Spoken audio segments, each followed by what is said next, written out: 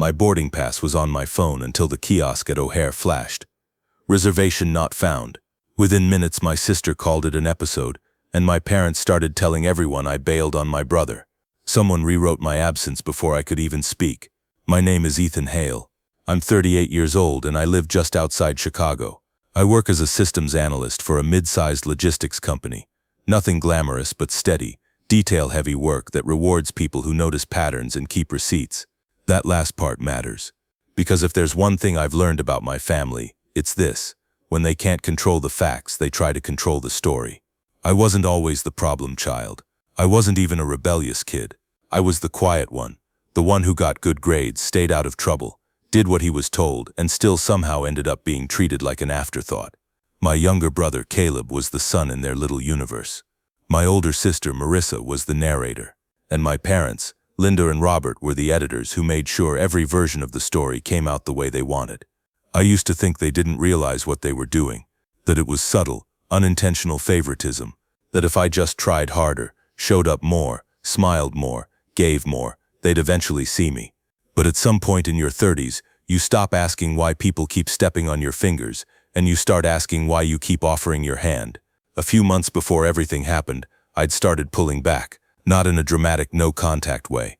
More like, I stopped volunteering my time.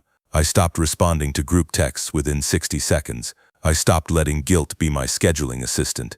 It was peaceful. For the first time in years, my weekends felt like mine. Then Marissa called. Not texted. Called. That alone made my stomach tighten, because Marissa didn't call unless she needed something, or unless she wanted the advantage of tone that sounded warm enough to make you forget you were being positioned. "Ethan," she said, drawing out my name like we were close. "We're doing something special. You have to be there." I put the call on speaker and kept sorting laundry. "What's going on?" "Caleb's engagement party," she said. "Well, it's not just a party. It's like a family gathering, a real one. Everyone's coming." I could hear the emphasis on real one, as if previous gatherings I'd attended didn't count, as if my presence was something they could define as valid or invalid depending on how useful it was. "Where?" I asked. "Phoenix," she said. "They're doing it at this really nice place, like a venue. It's going to be a whole thing." Phoenix. Not exactly a quick drive. I asked the practical questions first. Date, time, what they expected, who would be there. Marissa had answers ready, like she'd been rehearsing. She listed cousins I hadn't seen in years, aunts who treated gossip like oxygen, Caleb's fiancée's family, and some friends from church my parents loved performing for. Then came the line that should have been a red flag, but I ignored it because I wanted, stupidly, to believe this time was different. "Mom and Dad really want you there," Marissa said. "They said it would mean a lot if you showed up for your brother." I almost laughed, not because it was funny, but because it was so familiar. Show up for Caleb. Support Caleb. Celebrate Caleb. Prove you're not selfish. Prove you're not jealous. Prove you're not the person we tell everyone you are. "I'll check my schedule," I said carefully. "No," she said too fast. "Don't check. Just do it. You always do this, like you're looking for a way out." There it was, the framing. I set a folded towel down slowly. "I'm not looking for a way out. I have to request time off." "It's in 3 weeks," she said. "You can request time off. You work at a computer." I swallowed the urge to argue. People like Marissa thrived on turning logistics into morality. If you didn't rearrange your life instantly, you were making a statement about how little you cared. "Send me the details," I said. "I'll make it work." Her tone softened immediately, as if she'd gotten what she wanted and could afford to be gracious now. "Good. I'll tell Mom. She's going to be so relieved." When I hung up, I stood there in my laundry room with a warm towel in my hands and a weird heaviness in my chest. I told myself it was normal anxiety. Family events did that to me. But looking back, I think it was my instincts trying to tap the brakes. Over the next few days, texts started coming in. Group messages with my parents, Marissa and Caleb. Lots of exclamation points. Photos of the venue. Suggestions for what color I should wear because we're doing a nice family photo. My mom even texted, "Please don't be late, Ethan. This is important."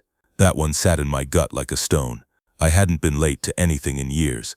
But to my mother, I was always late, always scattered, always unreliable. It didn't matter what I actually did.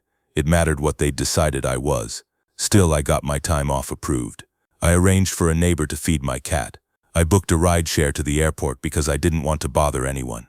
I even bought a small gift for Caleb and his fiancée. Simple, tasteful, something they could use without feeling like I was trying to buy my way into the family. Then 2 weeks before the event, my mom called. "I have good news," she said, cheerful in that performative way.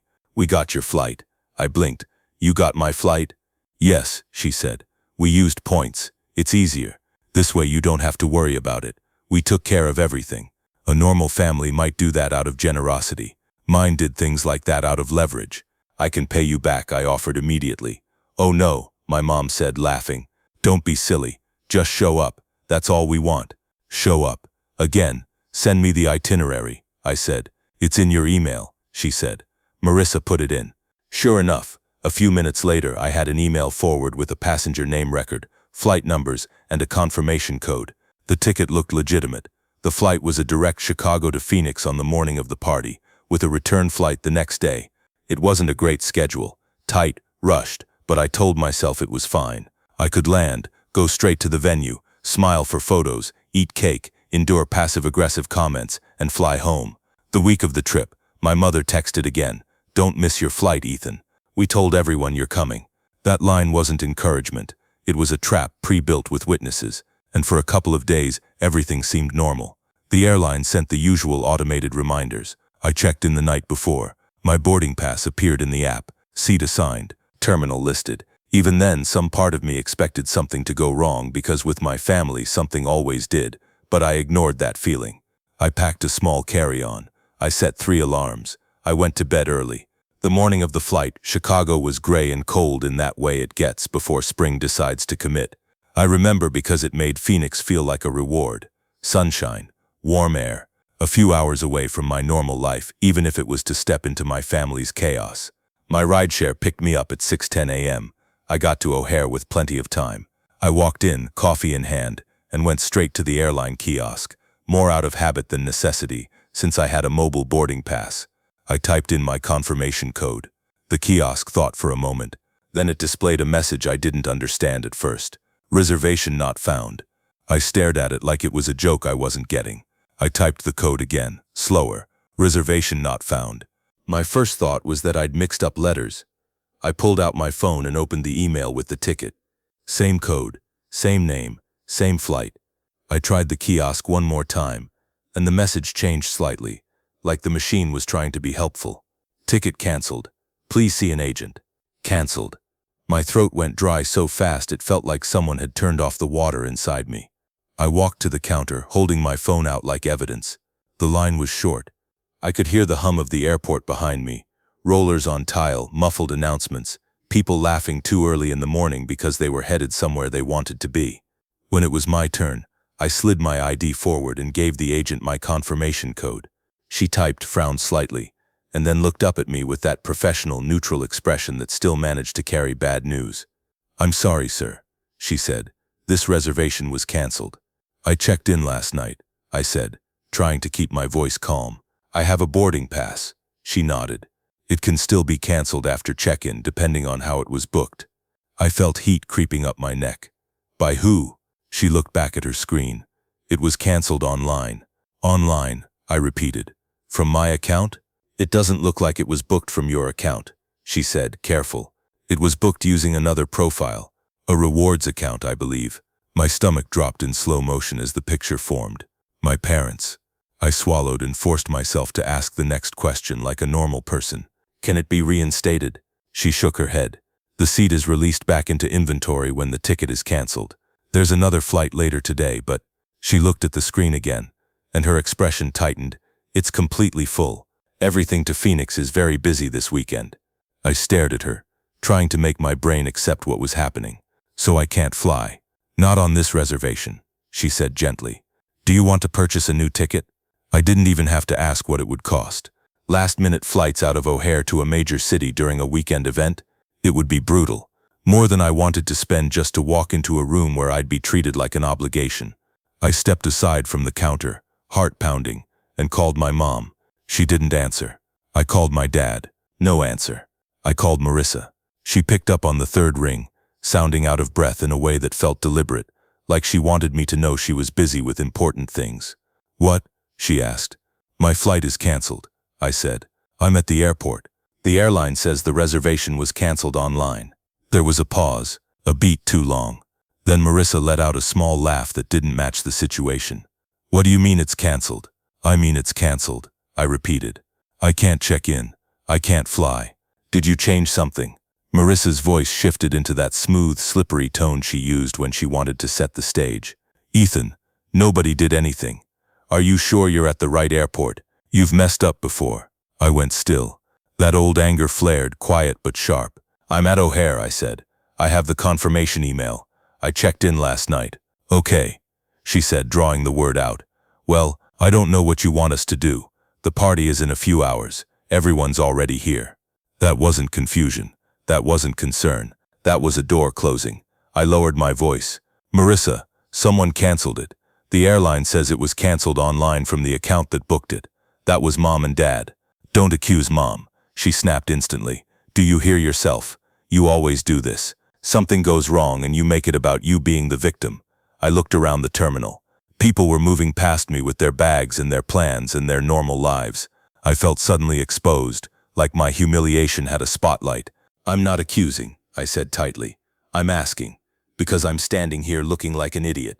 Marissa sighed, loud enough for me to hear. Fine, I'll tell Mom you're having one of your episodes, but you need to stop making drama. If you really cared, you'd find another flight. Then she hung up. An episode. That word hit like a slap. I stood there for a moment, phone still pressed to my ear, listening to dead air. My hands were shaking, not from fear, but from the awful combination of embarrassment and clarity. The kind that makes you realize you've been walking into the same trap in different packaging for years. I tried my mom again. Straight to voicemail. My dad. Voicemail. I texted them both. I'm at the airport. Airline says my ticket was canceled online. Please call me. No response. And that's when I understood the full shape of what they were doing. Even if I didn't yet have proof. They hadn't just wanted me absent. They wanted me absent in a way that made me look guilty.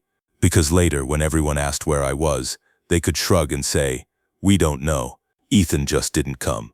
We even got his ticket. He wasted it. They could turn my empty seat into a story. A story where they were generous and I was ungrateful. Where they were disappointed and I was unreliable. Where Caleb was the victim of my selfishness on his big day. And the worst part was how clean it was. How deniable. A canceled flight could be an accident. A mistake. A glitch. Unless you had something concrete. I stood near a pillar by the check-in area, watching families take selfies before security, watching couples argue quietly over boarding groups, watching a businessman pace while barking into a headset. I could have just gone home. I could have swallowed it, let them rewrite the story, and told myself it didn't matter. But something in me hardened.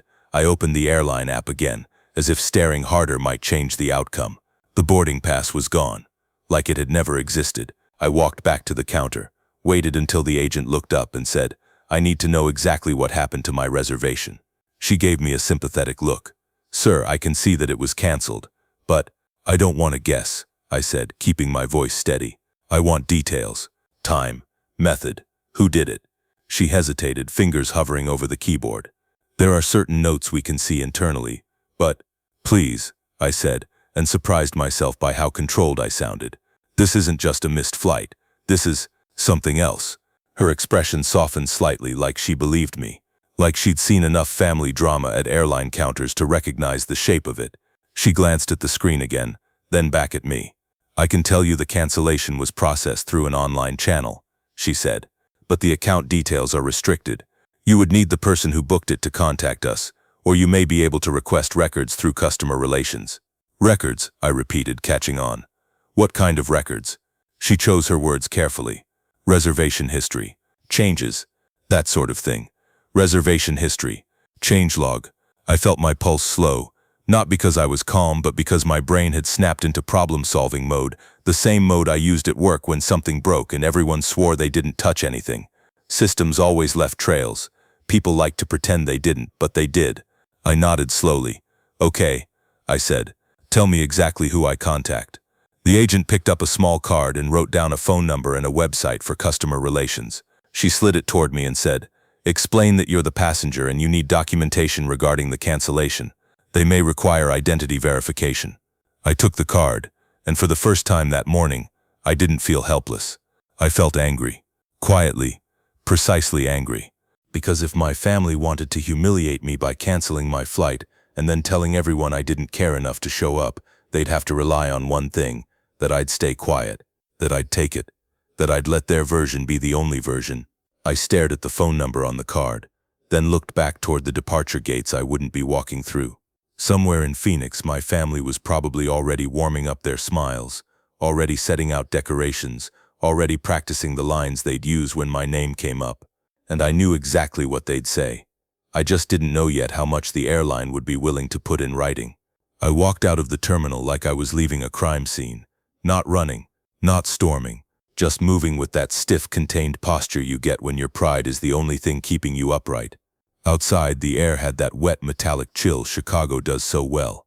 Planes roared overhead, taking other people to weddings, funerals, vacations, places they were expected, places they were wanted. I sat on a bench near the rideshare pickup and stared at the little card the agent had given me. Customer relations, documentation, identity verification, a paper trail. I could already hear my family's future version of the day. Ethan forgot the party. Ethan blew it off. Ethan made it about himself again. And the uglier version, Ethan couldn't afford to come. Ethan was too embarrassed. Ethan never supported Caleb. They didn't just cancel my flight. They canceled my ability to defend myself in real time. Because in the moment, I was the only one with a problem, and they were all together in Phoenix reinforcing the same story. I pulled out my phone and opened my notes app. 7:12 a.m. Kiosk reservation not found. 7:18 a.m. Agent ticket canceled, online channel, booked under rewards account. 7:31 a.m. Call with Marissa. Episode. Hung up. I wasn't doing this for drama. I was doing it because I'd spent too many years trying to argue with vibes and family feelings.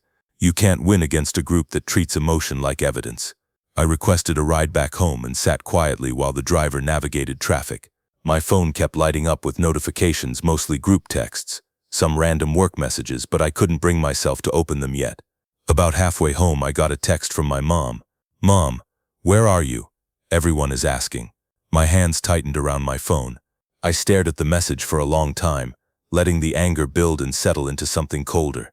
She hadn't called me back, not once. No panic, no apology, no what happened. Just where are you, like I'd wandered off. I typed, at O'Hare. My ticket was canceled. I couldn't board. Please call me. 3 dots appeared, then disappeared. Then she replied, "That makes no sense. We didn't cancel anything. Are you sure you didn't miss it?" There it was. Step 1, confusion. Step 2, blame. I didn't answer. Not yet. When I got home, I dropped my bag by the door and stood in my kitchen, still wearing the jacket I'd put on for the airport. My cat wound around my ankles like everything was normal, like I hadn't just been publicly erased. I made coffee I didn't want and sat at the table with my laptop open. The airline website pulled up and my phone beside it like a second screen. I took screenshots of everything I still had, the email with the itinerary, the confirmation code, the check-in email from last night, the baggage policy, anything with a timestamp. Then I called the customer relations number. The call tree was a maze designed to exhaust you into hanging up. Press 1 if you're calling about baggage. Press 2 if you're calling about a delayed flight. Press 3 if you're calling about a refund. I pressed 3. A recorded voice told me I could manage refunds online. Then it offered to text me a link and disconnect. I pressed 0. The system ignored it. I tried again, pressed different options until I finally reached a live person, an agent who sounded like she'd been trained to be calm no matter how irrational the caller was. "Thank you for calling," she said. "How can I help you today?" "My ticket was canceled this morning after I checked in," I said. "I need documentation of the reservation change history, specifically the cancellation time and how it was processed." There was a pause, the click of a keyboard.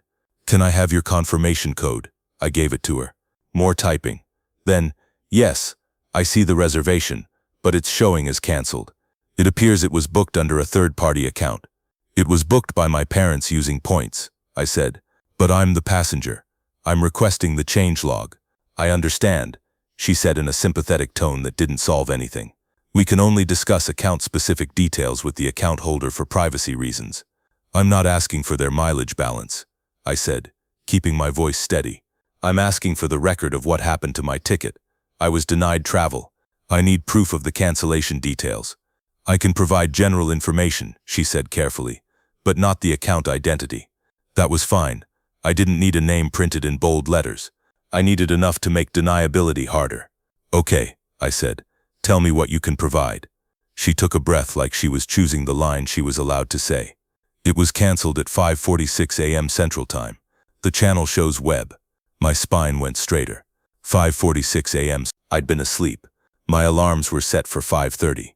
I'd woken up at 5:35, brushed my teeth, thrown on clothes, checked my phone. I would have noticed a cancellation email at that time, unless it never came to me. Was there a refund? I asked. I do see a redeposit of points to the rewards account, she said. I can't see the exact amount from my view, but it indicates the points were returned. Points returned. So someone didn't just cancel me. They got their currency back like they were returning a shirt that didn't fit. Can you email me the cancellation timestamp and channel? I asked. We can email a general itinerary, she said. But for the reservation history, you would need to submit a documentation request. How? I asked. I can send you a link to a form, she said. It's a privacy request. It may take up to 14 business days. 14 business days. The party was today. By the time I had the paper trail, their version of events would already be cemented. Is there any expedited option? I asked. She hesitated. If it's related to a legal matter, you can have an attorney submit. It's not legal, I said. It's personal, but it's also reputational. I didn't tell her I was about to be publicly branded the family disappointment again. I didn't want pity. I wanted procedure. Send me the link, I said. She texted it. I opened it on my phone and immediately recognized the kind of form designed to discourage completion. Multiple pages, identity verification, upload requirements, drop-downs that didn't quite match your situation. I started filling it out anyway. While I worked, my phone vibrated again. A message from Marissa. Marissa, so you're just not coming? Caleb is hurt. Dad is embarrassed. My jaw tightened. I stared at the words, Dad is embarrassed, and felt something twist. Not we're worried. Not are you okay. Not what happened. Embarrassed, like I was a stain on their image. I typed. My ticket was canceled at 5:46 a.m. via web. Airline confirmed. I'm requesting the changelog. I watched the message send, then sat back and waited. A minute later, she replied. Stop making up numbers. Mom said you probably overslept. Why do you always do this on big days? I didn't answer. I couldn't. If I did, I'd start typing paragraphs that would just get twisted into Ethan is unstable and Ethan is attacking us. Instead, I opened Instagram. I didn't use it much, but I still followed some extended family. And sure enough, stories were already going up from Phoenix. The venue, the decorations, the champagne wall, the big gold letters spelling Caleb plus Sophia. Then I saw a video my aunt had posted. The camera panned across tables and balloons and family members waving at the lens. My mother was in the background in a pale blue dress, laughing with a hand on her chest like she'd just said something endearing. The caption read, Family is everything. So proud of Caleb. Wish Ethan could have made it. Wish, like it was out of anyone's hands. And then right under that, my cousin posted a group photo of everyone with the caption, all the siblings together, except one. My ears went hot. That little sarcastic face, that tiny punctuation mark of humiliation. They were already doing it. Not in private, not later. Now, in front of everyone.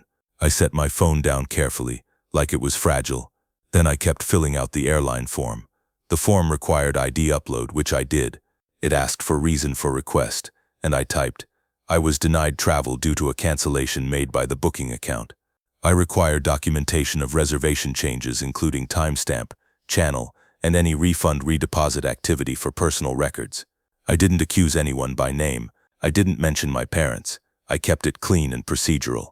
Then it asked where to send the records. Email. I hit submit. A confirmation page popped up. Your request has been received. No promise. No timeline beyond the up to 14 business days. I leaned back in my chair and stared at the ceiling. For a moment I wondered if I was overreacting, if maybe this really was a glitch and I'd turned it into a conspiracy. Then my phone rang. My dad. I answered on the second ring. Hello? His voice was sharp, controlled, and already angry. Where the hell are you? I swallowed. At home. My flight was canceled. I told Mom.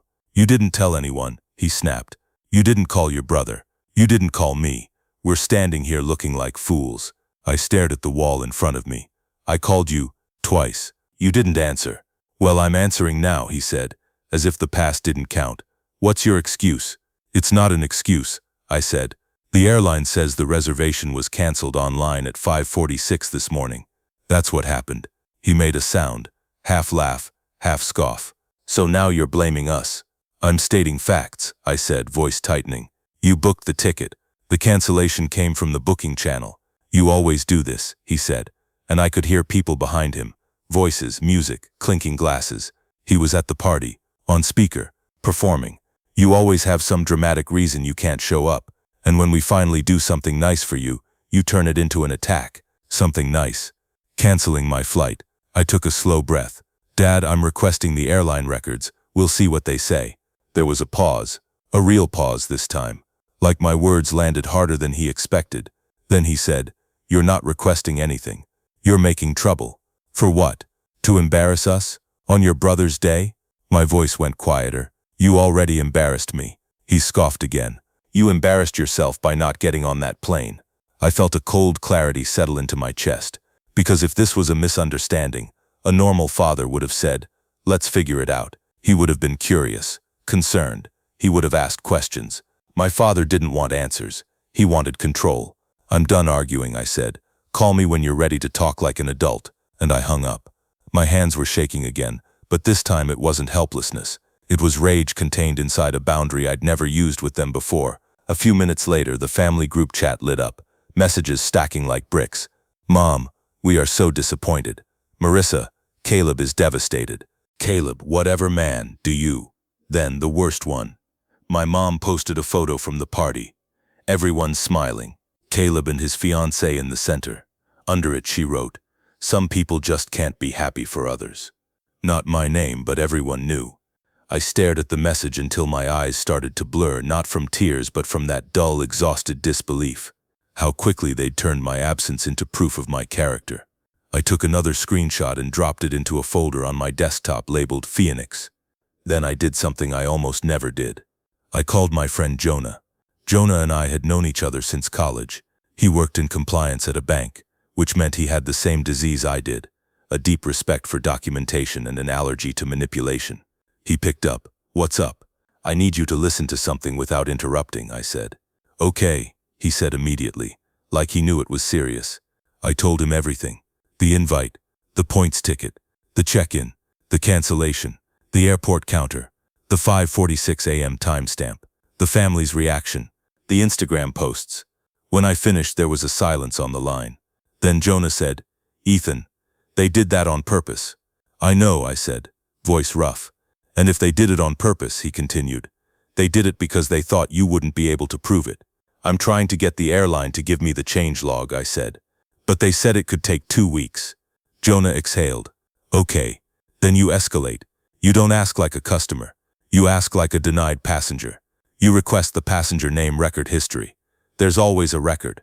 That's what the agent at the airport implied, I said. Good, Jonah said. Then you keep pushing until someone gives you something in writing. And while you're doing that, you save everything. Every text, every post, every timestamp. I already started, I said, glancing at my folder. Jonah paused. One more thing. What? I asked. If they're lying publicly, you don't respond publicly until you have the document. Because the moment you respond without it, you become the story. He was right. I hated that he was right, but he was. After I hung up, I sat in silence for a long time. I could have let it go. I could have swallowed it, pretended it didn't matter what they said about me. But the thing about humiliation is that it spreads when it's left untreated. It doesn't just sit in one moment. It becomes the foundation for the next time they do it. And there would be a next time. I opened my email again and refreshed. Nothing. Then at 4:03 p.m., a new email popped up from the airline. Subject line, We've received your request. Case hash 8742196. My heart kicked. I opened it so fast I almost clicked the wrong thing. The email was polite, corporate, slow. It thanked me for contacting them. It confirmed my identity documents were received. It warned again about processing time. Then, near the bottom, one sentence caught my eye. To assist your request, please confirm whether you are seeking the Reservation Activity History PNR changelog for record-keeping purposes. Reservation Activity History, PNR changelog. They'd put the words in writing.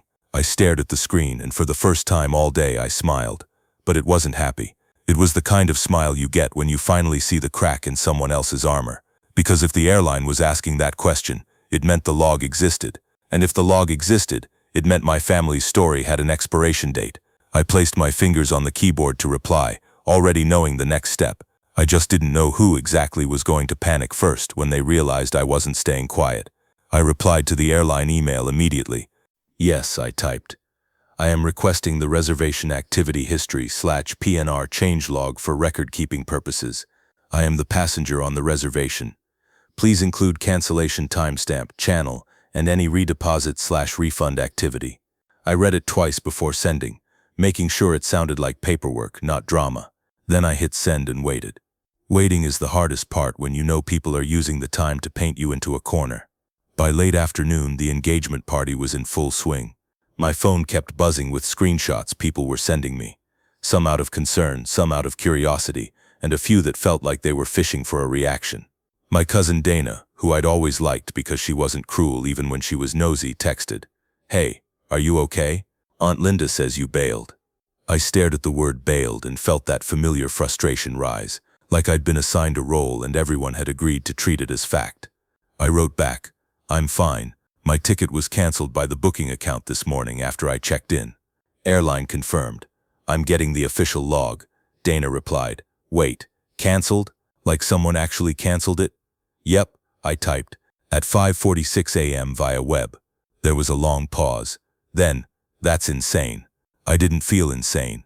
I felt vindicated, quietly, because at least one person outside the immediate family bubble heard it and didn't instantly accuse me of lying. But Dana was one cousin. My parents had a whole room, and sure enough, an hour later, I got a call from my aunt, my mother's sister, Joanne. She didn't say hello. She didn't ask if I was all right. She went straight to judgment. "Ethan," she said in that clipped tone that made you feel like you were already guilty, "your mother is in tears." I sat at my kitchen table, laptop open, airline case number written on a sticky note. "Hi, Aunt Joanne.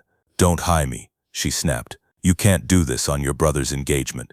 Do you have any idea how it looks?" I let her talk. That was something I'd learned. People like her didn't want answers. They wanted the satisfaction of being righteous. When she finally paused to breathe, I said, "My flight was canceled this morning through the booking account. I'm getting the airline's reservation changelog." Silence. Then she scoffed. "That sounds like something you read online. It's literally what the airline calls it." I said, calm, controlled.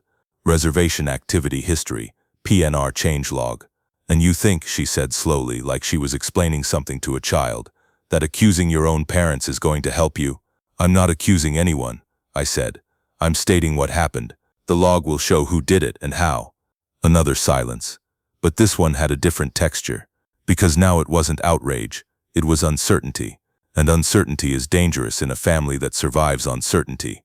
"Even if there was a mistake," she said, recovering, "you should have bought another ticket, if you really cared." There it was again. Logistics as morality. If you don't spend thousands to fix someone else's sabotage, you're the villain. "Aunt Joanne," I said, "if I'm not worth a phone call back when I'm stranded at an airport, I'm not spending a month's mortgage payment to prove I care." She made a sharp sound. "Listen to yourself." "I am," I said, and my voice stayed even. "I'm listening for the first time in a long time." She hung up on me. I didn't feel bad. I felt clean, like I'd finally stopped trying to convince people who enjoyed misunderstanding me. That night I barely slept. Not because I was crying into a pillow. I wasn't. I was wired. My brain kept cycling through details like a security camera replay. Why cancel at 5:46 a.m.? Why not earlier? Why after I'd checked in? Then it hit me. If they canceled too early, I'd have time to rebook. I'd show up anyway, and their plan would fail. If they canceled too late, like after I'd already boarded, it wouldn't work at all. But canceling right before I left for the airport was perfect. It guaranteed I'd waste the drive, waste the time, stand at a kiosk with strangers around me, and then be forced to either pay a fortune or go home. It wasn't random, it was timed. And the more I thought about that timing, the more I realized something else. They didn't do it in a panic. They did it calmly, like someone checking off a task on a list. The next morning, my phone showed several missed calls from my mother, all between 7:30 and 8:15 a.m. I didn't call back immediately. I opened my email and refreshed again. Nothing from the airline case yet. Then I checked social media, because I knew I'd regret it if I didn't prepare myself. A new post from my mom was up, a carefully selected photo of Caleb and Sophia smiling, my parents behind them like proud owners. Caption, "So grateful for family who shows up with love and support." It was the cleanest kind of insult. No name, no direct accusation, just a moral contrast with an empty space where my reputation used to be. Then a comment from one of my mom's church friends. "Some people don't deserve you, Linda," and my mother had liked it. My chest tightened. Not because I cared what the church friend thought, but because it was proof, public proof, that my mother wasn't confused. She wasn't trying to understand. She was actively building a narrative where she was a saint and I was a cautionary tale. My phone rang again. "Mom." I answered this time, because I wanted to hear it. "Ethan," she said, voice soft, exhausted, wounded. "Why are you doing this?" I leaned back in my chair. "Doing what?" "Ruining everything," she said. "You couldn't just be happy for Caleb. You couldn't just show up." "My ticket was canceled," I said. "I went to the airport. I called you. You didn't answer." "We were busy," she said quickly. "We were handling so much. You have no idea what it takes to put together an event like that." I stared at my kitchen wall. It takes enough time to cancel someone's flight at 5:46 a.m. apparently. There was a pause, a tiny snag in her breathing. Then she said, "I don't know what you think you know, but you need to stop telling people lies." "I haven't told anyone lies," I said. "I've said exactly what the airline told me. The cancellation was processed through web. Points were redeposited. I'm requesting the PNR change log." The silence on her end was longer this time, and in that silence I felt something I'd never felt with my mom before. Fear. Not fear for me, fear of documentation. She recovered with a sigh that sounded rehearsed. "Ethan, honey, you always take things too far. Why can't you just let it go? Families have misunderstandings." "It's not a misunderstanding if someone clicked cancel," I said. "Misunderstandings don't redeposit points." "Stop talking about points," she snapped, the softness dropping completely. Then she caught herself and softened again. "Please, we're trying to move forward. Move forward." That phrase in my family meant, accept the version we chose, and don't ask questions. "I'm moving forward," I said. With the truth, she went quiet again, and then her voice shifted into something almost pleading. "Ethan, if you get some report, some log, and you start waving it around, do you know what you'll do to this family?" I almost laughed, not because it was funny, because it was unbelievable. "I'm not doing anything," I said. "Whoever canceled my ticket did it." Her breath hitched. "No one canceled it." "Then the log will prove it," I said. And then, very softly, she said, "What do you want?" There it was, the real question. Not what happened, not how can we fix this. What do you want? Because to my mother, the truth was always negotiable, like a price you could bargain down. "I want you to stop lying about me," I said. "That's it." She inhaled sharply like I'd asked for something unreasonable. "We didn't lie, you weren't there." "Because my ticket was canceled," I said. "By the booking account." "That's not an opinion, that's a record." She started crying then, at least. She made crying sounds. My mother's tears had always been complicated. They came out fastest when she needed leverage. "You're punishing us," she said between sniffles. "After everything we've done for you." I stared down at the table and realized something that made my voice even calmer. "No," I said. "I'm just not covering for you anymore." That ended the call. She didn't hang up dramatically. She just went quiet, like she didn't know what to do with a son who wouldn't be guilted into silence. An hour later, Marissa texted me a screenshot of my mother's post with a message underneath. "Marissa, congrats, you got what you wanted. Everyone thinks you're crazy." I didn't reply. I opened my laptop and pulled up my airline case. I used the online chat feature this time because chat logs were easier to save than phone conversations. I typed, "I submitted a privacy request for Reservation Activity History, PNR changelog. Is there an estimated delivery time? I am seeking cancellation timestamp, channel, and redeposit/refund info." The chat agent responded with standard lines at first, processing time, verification, etc. Then I pushed, politely. "I am not requesting anyone's personal details," I wrote. "I am the passenger, and I need documentation of the action taken on the reservation that prevented travel." The agent asked for my case number. I gave it. "Then please hold while I review." While I waited, I checked my email again. Still nothing. I watched the typing bubble in chat like it was a heartbeat. Finally, the agent returned. "I can confirm your request is in progress. Due to the nature of documentation, it will be provided via secure email once compiled. I wrote, is it possible to receive an interim statement, cancellation time and channel? A pause. Then, one moment. I sat forward. This was the part I understood from my own work. When you ask for a specific field that already exists in a system, sometimes a human can copy it into a message without needing a whole formal report. It depended on policy, but policies got flexible when someone could justify it. The agent returned. I'm able to confirm the reservation was canceled at 5:46 CT through online web channel. I stared at the screen. It wasn't the full log, it wasn't the smoking gun, but it was a written confirmation from the airline, in a chat transcript with a timestamp and channel. My fingers moved automatically. Screenshot. Save. Then I asked the next question, careful and simple. Was there a redeposit of points to the booking account? The typing bubble appeared again, longer this time. Then I can confirm the ticket was canceled, and the associated form of payment was returned to the original payment method. That was corporate language for, yes, the points went back. Screenshot. Save. I thanked the agent, ended the chat, and exported the transcript. Then I sat back and let that sink in, because now I had something I could show people without waiting 2 weeks. Not everything, but enough to plant doubt in the lie. And doubt is where truth starts winning. I didn't immediately blast it out. Jonah's advice echoed in my head. Don't become the story without the document. But I could use it strategically. So I sent one message. Not to my parents. Not to Marissa. To Caleb. Just Caleb. Hey. Airline confirmed in writing. Reservation canceled 5:46 a.m. CT via web channel. Payment returned to original method. I'm requesting the full PNR changelog. I didn't bail. Someone canceled it. I stared at the message after it sent, my throat tight. Caleb had never been my ally, but part of me still wanted my brother to hesitate before he let my parents turn me into the villain again. His reply came 20 minutes later. Caleb, dude, stop. You always try to make everything about you. If you wanted to be there, you would have figured it out. I read it twice, and something in me finally let go. Not in a dramatic way, more like a rope snapping after being stretched for years. He didn't care what happened.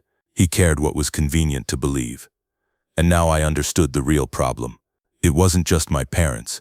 It was the whole family ecosystem that benefited from me being the unreliable one. Because if I was the screw-up, everyone else got to feel stable. If I was the selfish one, everyone else got to feel generous.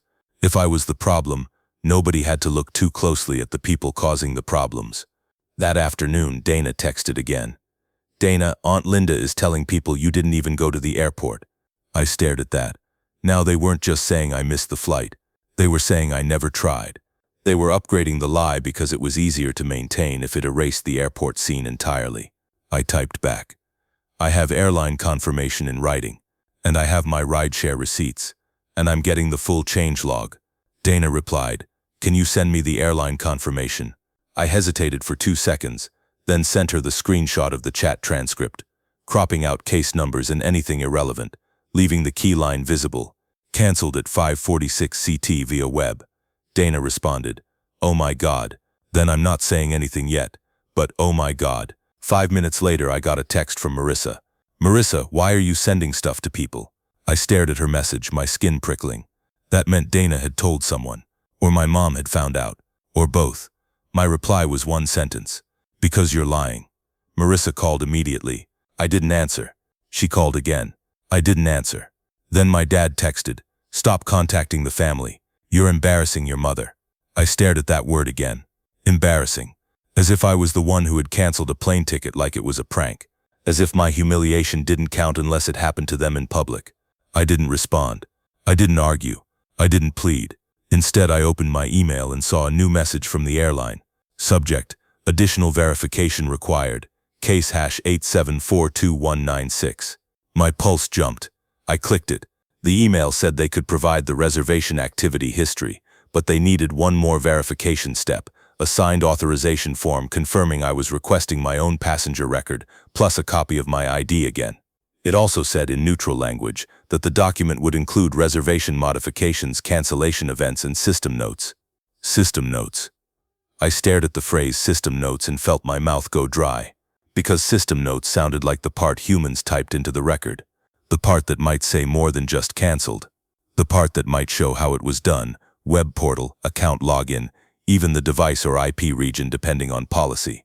I didn't know exactly what their log would include, but I knew one thing: it would include enough for my parents to recognize themselves in it. And the moment I realized that, I also realized why Marissa had suddenly asked why I was sending things to people. They weren't annoyed. They were nervous. I printed the authorization form right there on my home printer, signed it, scanned it back in, attached my ID, and hit reply within 10 minutes. I wasn't going to give them time to twist the story any further before the paperwork caught up. After I sent it, I sat at my table and waited again. Only now the waiting felt different. Now it felt like a countdown. Because if my family had canceled my flight to humiliate me, they'd done it believing the record would stay locked behind airline policy and customer service walls. But the airline had just confirmed something else. There was a log, and they were going to give it to me. The only question left was what my family would do when they realized I was about to hold their lie up in front of everyone who'd helped spread it. 2 days went by with no word from the airline.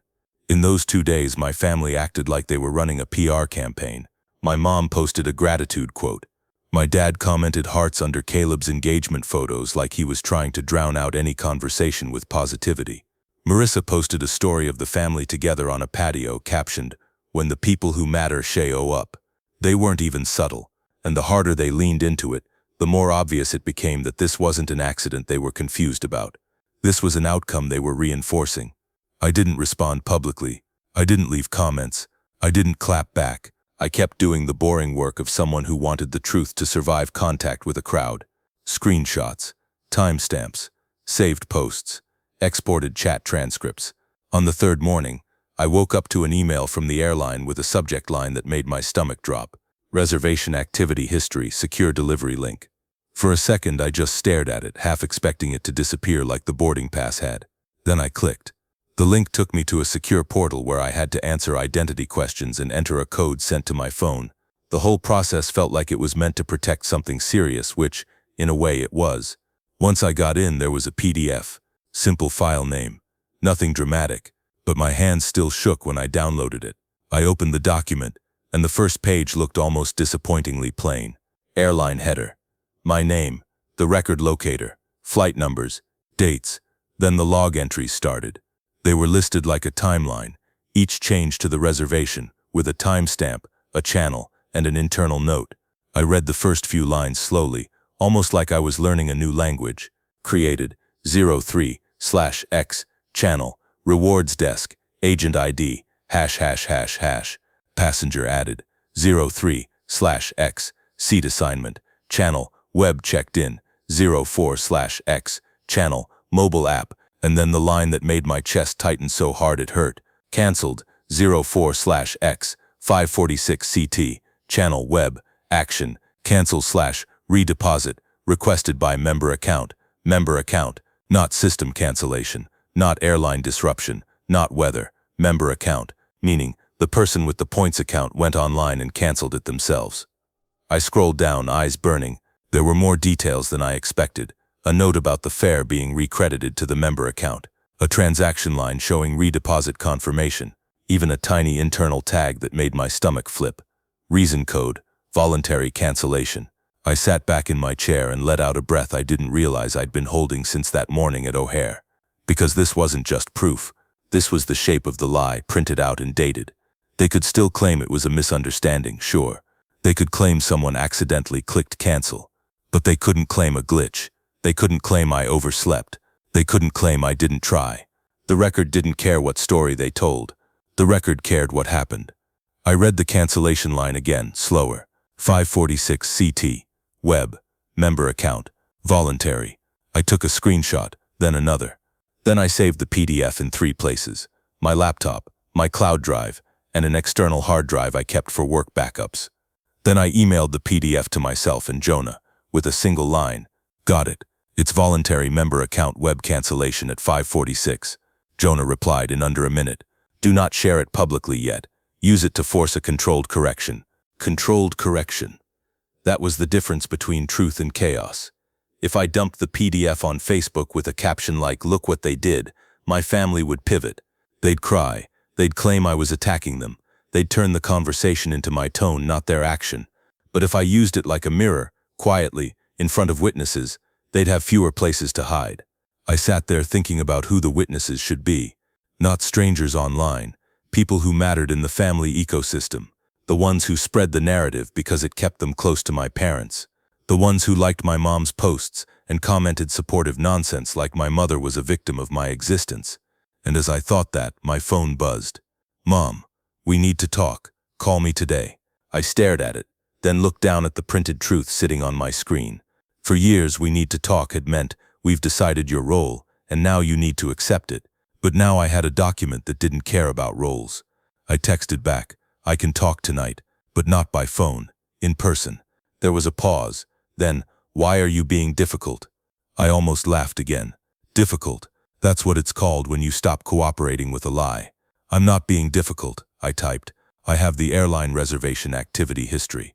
We can discuss it in person." 3 dots appeared, disappeared, appeared again. Then her response came in like a door slamming. "What are you trying to prove?" I stared at that sentence until I felt something settle in my bones. Not "what does it say?" Not "let me see." "What are you trying to prove?" Because she already knew what it would prove. I replied, "I'm trying to prove I didn't do what you're telling everyone I did." No response after that. 2 hours later, Marissa called. I let it ring. She called again. I let it ring. Then she sent a voice message. I played it once. Her voice was syrupy, too sweet to be real. "Ethan, okay, enough. Mom is really upset. This has gone too far. Everyone's talking and you're making it worse. Just apologize to Caleb and let it go. Apologize for being canceled, for existing in a way that made their plans inconvenient." I didn't respond. Instead, I called my dad. He answered on the second ring, already annoyed. "Yeah? I have the reservation change log," I said. "The airline sent it." Silence. Then he said, "Too fast." "What log?" "The reservation activity history," I repeated. "It shows the cancellation was voluntary, done via web, and the points were redeposited to the member account." Another silence. Longer. I could hear a faint TV in the background, like he was pretending to be normal while his brain scrambled. Finally, he cleared his throat. "Okay, so maybe someone clicked the wrong thing. Maybe your mother was trying to change something and—" "No," I said. I didn't raise my voice. I didn't insult him. I just said no, because I realized something. Once you have proof, you don't need to debate. You don't need to entertain their brainstorming session of excuses. "You don't know what happened," he snapped. "You always assume the worst." "I'm not assuming," I said. "I'm reading the record." He exhaled harshly.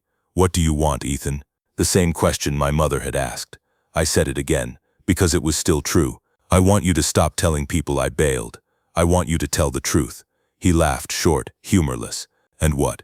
You want us to announce we made a mistake at your brother's engagement? You want to humiliate your mother in front of everyone?" There it was. Their humiliation mattered. Mine didn't. "You already humiliated me," I said. "At the airport." "You're a grown man," he snapped. "Get over it." "I am a grown man," I said. "That's why I won't be your scapegoat anymore." He went quiet. Then his tone changed into something colder. "If you start showing people documents," he said, "you're going to regret it. Not a threat with fists. A threat with consequences. With access. With exclusion." I felt my heart beat slower, steadier. "Dad," I said, "you don't get to scare me into silence. Not anymore." I hung up before he could respond. After that call, the messages started coming faster. My mom, "You're tearing this family apart." My Aunt Joanne, "How dare you accuse your own mother?" My cousin I barely talked to, "Why are you being petty?" It was like the whole network had been activated. And I understood something else then, too. They weren't reacting to what I'd done. They were reacting to what they sensed I could do. The document made them nervous because it could make people rethink who the real problem was. That evening, Dana texted me again. "Dana, Mom, Aunt Joanne says you're threatening to expose everyone." I stared at that and felt a strange calm. They were pre-framing me as a villain before I even spoke. I replied, "I'm not threatening. I'm correcting a lie with documentation." "Dana, can I see it?" I hesitated. Then I remembered the controlled correction. I wrote, "Yes, but not to post, just to understand." I sent her a cropped screenshot of the keyline. "Cancelled, 546 CT, channel web voluntary CXL, member account, redeposit." She replied, "This is bad." Then, "Ethan, what are you going to do?" I stared at my kitchen window, the dark glass reflecting my face back at me.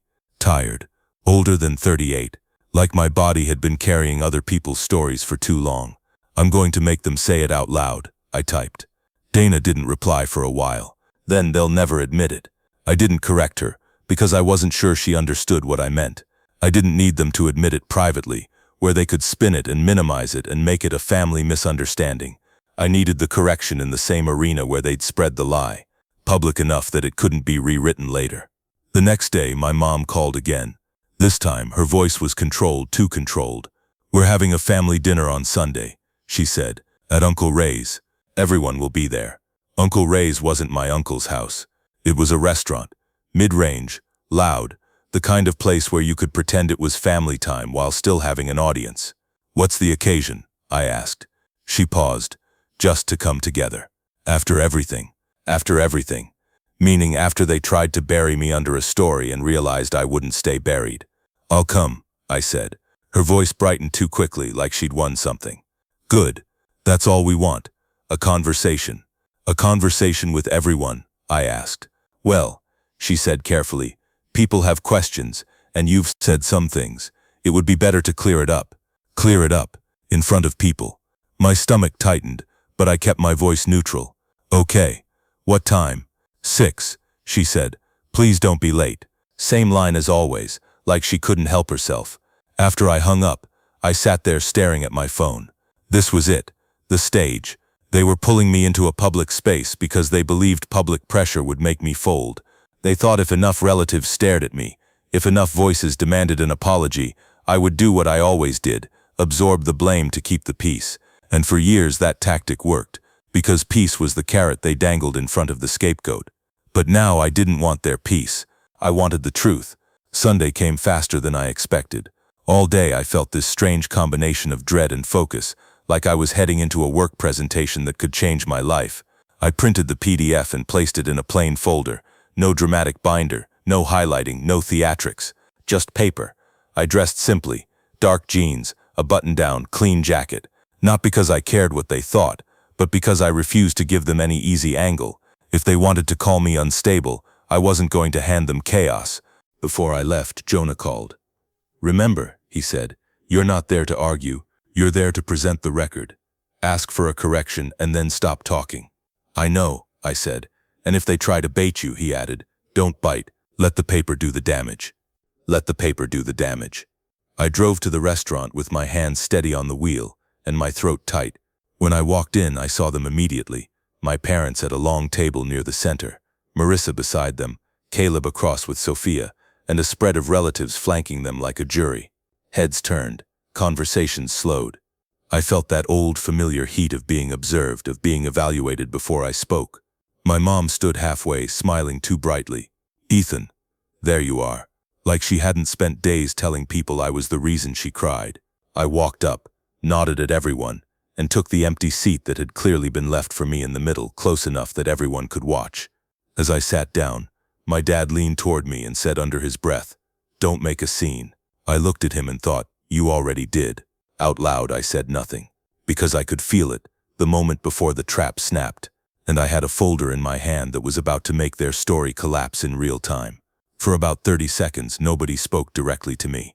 They did that thing families do when they want you to feel the weight of your role without anyone having to say it out loud.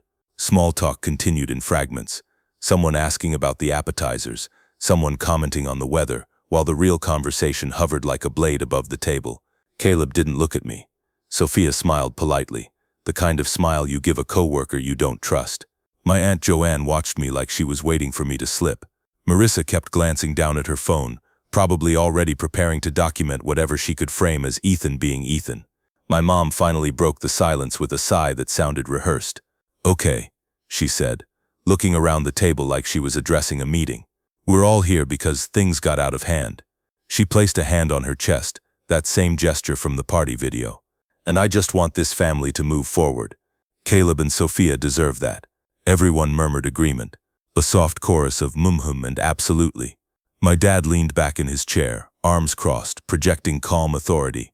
"We don't want drama," he said, staring directly at me. "We want accountability." Accountability. From the person whose ticket had been canceled. I felt my pulse steady instead of spike. Because this was exactly what Jonah warned me about, bait. They wanted me emotional, defensive, angry, because then the narrative stayed intact. Ethan is unstable, so I kept my voice even. I agree, I said. No drama, just facts. My mom's smile tightened. Ethan, honey, I'm going to be clear, I continued. You've been telling people I didn't come to Phoenix because I didn't care, that I overslept, that I didn't even go to the airport. None of that is true. My Aunt Joanne's lips parted like she was about to jump in, but my dad beat her to it. Here we go, he said under his breath. Marissa finally looked up. Ethan, you've made your point. You didn't come. People were hurt. That's the reality. The reality, I said, is that my reservation was canceled at 5:46 a.m. Central Time through the booking account online, and I have the airline's reservation activity history to prove it. The table went quiet in a way that felt different than before. Not judgment quiet, attention quiet. My mom's face didn't fall, but her eyes sharpened. What are you talking about? I didn't answer her directly yet. I reached down, opened the folder I'd brought, and pulled out the printed PDF. No waving, no slamming it on the table. I placed it flat in front of me like it was just another piece of paperwork, because that's what it was. Then I turned the first page toward my parents. I'm not asking anyone to take my word for it, I said. This is from the airline. My dad didn't touch it. He stared at it like it might bite him. My mom leaned forward slightly, then stopped, like she was calculating whether reading it would make it real. Marissa's eyes flicked to the paper and back to me. Are you seriously doing this at dinner? I'm doing this, I said, still calm, because you did it in public first. Caleb finally spoke, voice tight. Man, can we not? This is embarrassing. I looked at him. I agree. It is. Then I slid the document a little farther forward, close enough that anyone on either side could see the key line. I pointed once with my fingertip. Cancelled. 546 CT. Channel. Web voluntary cancellation requested by member account. Payment returned. I didn't add commentary. I didn't say gotcha. I didn't look around for reactions. I just let the line exist. My cousin Dana, sitting 2 seats down, leaned in and read it. I saw her eyebrows lift. My Aunt Joanne leaned forward too, and her face tightened as she scanned. My dad's jaw flexed. My mom's hand went rigid around her water glass. For a moment nobody knew what to say because the document removed the only comfortable option, pretending it was all vague and emotional. Finally my mom spoke, voice thin. This doesn't prove I canceled it. I nodded once. It proves the booking account canceled it. Through the web portal. Voluntarily. At 5:46 a.m. My dad leaned in, voice low and sharp. You don't know how these systems work. I almost laughed at that because my entire job was systems. I know exactly how systems work, I said. They log actions. They timestamp them. They don't care about family politics. Marissa jumped in quickly, eyes bright with irritation. Okay, even if something happened, some mistake, why did you go telling people?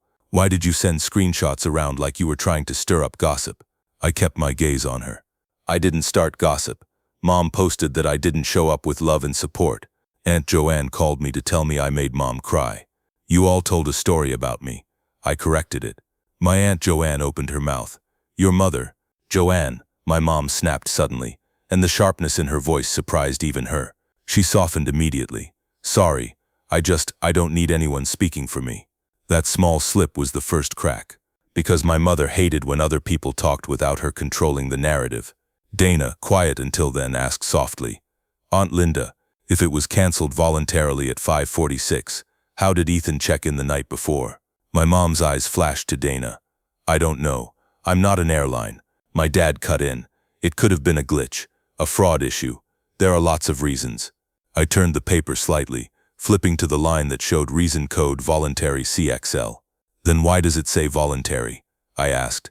Not airline cancel, not fraud lock. Voluntary. My father's face reddened. Because that's how it codes things. You're not an agent. I met his eyes, voice steady. So call the airline right now and ask them. In front of everyone. Silence. Because that was the point of records. They forced action. They didn't just invite debate. Caleb shifted uncomfortably. Sophia placed a hand on his arm, whispering something I couldn't hear. He looked like he wanted to disappear. And that's when I realized, this wasn't just about punishing me. They'd also used Caleb's engagement as cover. A moral shield. How could we do anything wrong on a day like this? My mom's voice softened again, too sweet. Ethan, honey, you always do this. You turn something that should be joyful into a confrontation. I nodded once. I didn't turn it into anything. I showed up today because you invited me to clear it up. This is clearing it up. My Aunt Joanne looked between my parents and the paper like she was watching a tennis match. Linda, did you cancel his flight? My mom's face tightened. Of course not. My dad answered too fast. No, but their no didn't land the way it used to, because now it was being weighed against ink and timestamps. Marissa, clearly panicking, tried a different angle, one that always worked in the family because it made me the villain for having boundaries. Even if it was canceled, she said, it doesn't change the fact that you didn't come. Caleb felt abandoned. You could have rebooked. I looked at her. With what money? A same-day ticket was over $1,000, and none of you answered my calls when I was standing at the airport. Not one of you. My mom's eyes widened, offended. We were busy. I nodded. Exactly. Then I turned to Caleb, because I needed one thing said directly to him, even if he never appreciated it. I did not abandon you, I said. I was prevented from traveling, and then you let them say I didn't care. Caleb's face hardened. Whatever, man. But his voice sounded smaller now, less certain. My dad leaned back and exhaled loudly, like he was tired of my existence. So what is it you want? An apology? Money? What? I held his gaze. A correction, he scoffed. To who? I looked around the table. To everyone you told. You can start here. My mom's eyes glistened, tears on standby, ready to be weaponized. You want me to get on Facebook and tell everyone I canceled your flight? You want me to humiliate myself? I didn't take the bait. I want you to stop implying I'm selfish and unreliable. If you want to say it was a mistake, say it was a mistake. But tell them the ticket was canceled through the booking account, not that I didn't show up. Dana spoke again, carefully.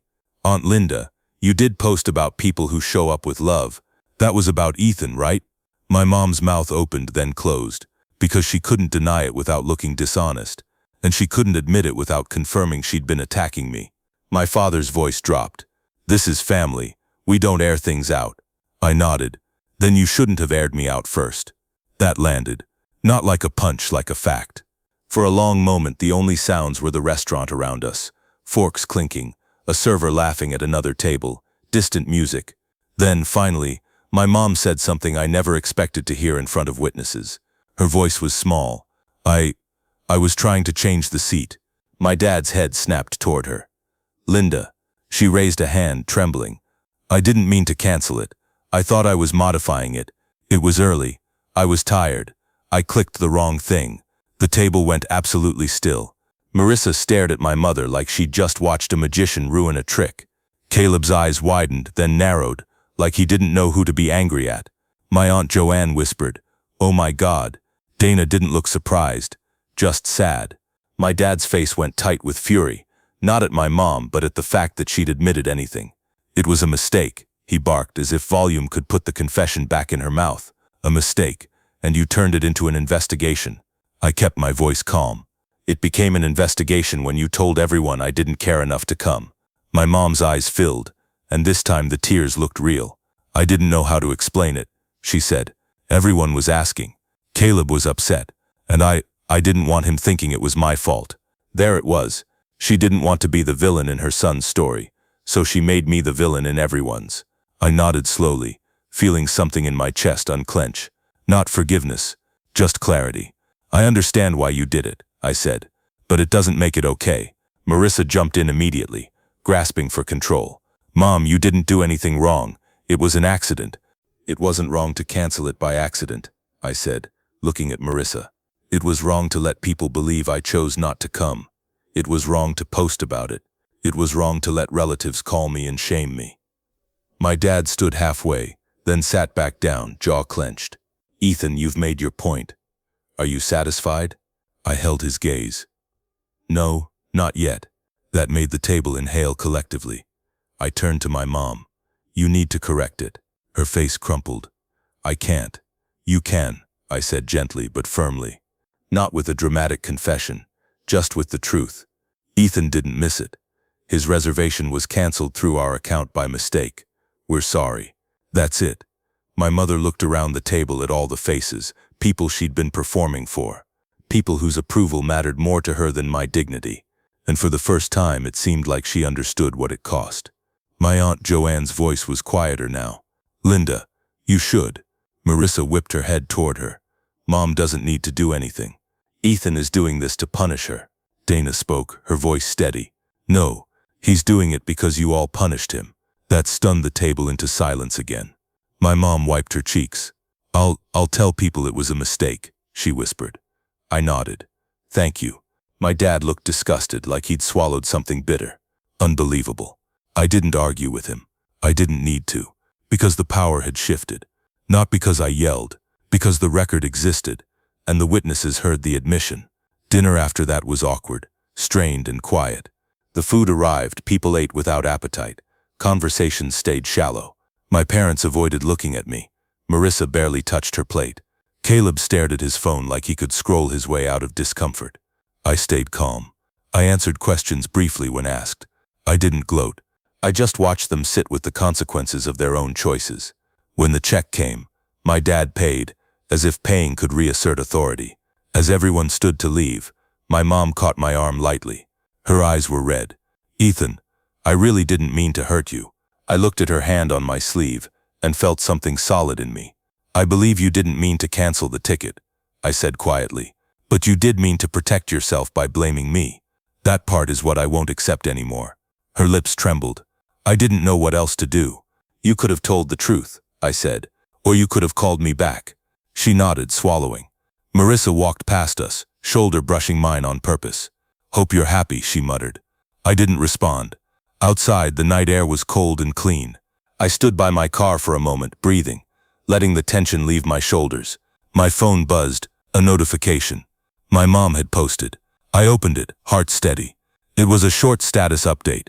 No dramatic language, no poetry. Quick clarification. Ethan did not miss Caleb's engagement on purpose. His flight reservation was canceled through our booking account by mistake. "We're sorry for the misunderstanding." The comments came fast. Some people were sympathetic. Some ignored it. A few asked questions. But the biggest thing was this. The lie had been interrupted. It wouldn't grow unchecked anymore. I sent the screenshot to Jonah. He replied, "That's the correction. Now you move on." And that's what I did. I went home, fed my cat, and sat in the quiet of my own living room. No audience, no performance. I thought about how close I came to letting it slide again. How easy it would have been to absorb the blame and tell myself it didn't matter. But it mattered. Not because I needed my family's approval. Because every time you let someone rewrite your reality, you teach them they can do it again. That airline log wasn't just a document. It was a boundary made of ink and timestamps. And the lesson I took from it was simple. If someone is willing to humiliate you to protect their image, they're not confused. They're choosing themselves over you. You can't fix people like that with arguments. You fix it with facts, with limits, and with the willingness to walk away from the story they wrote for you. I didn't get a perfect family moment. I didn't get a sincere apology from everyone. My dad never admitted anything. Marissa never backed down. Caleb didn't suddenly become my brother in the way I'd hoped he might. But I got something better than their approval. I got the truth on record. And for the first time in years, I knew that if they tried it again, I wouldn't be standing at a kiosk alone, wondering if I was crazy. I'd be standing on solid ground, holding proof and choosing myself.